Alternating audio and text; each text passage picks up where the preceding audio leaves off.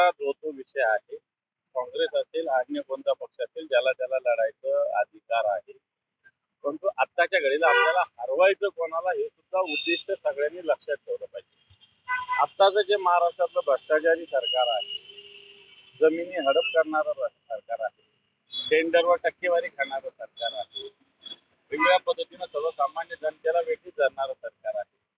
या सरकारचे जे प्रतिनिधी आहेत, 3 पक्ष, मग भारतीय जनता पार्टी असेल, शिंदेचा पक्ष असेल आणि अजितदादाचा पक्ष असेल, या तिघांना पराभूत करणे आपलं सगळ्यात पहिले उद्दिष्ट असलं पाहिजे, असं मला तरी वाटतं. आणि ते आमचं तरी ते उद्दिष्ट आहे.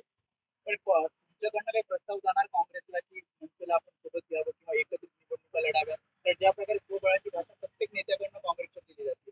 हे पण आपल्या पक्षाच्या कार्यकर्त्यांना स्फुरण देण्यासाठी, आत्मविश्वासासाठी आम्ही सगळीकडे लढणार असं म्हणावं लागत आहे.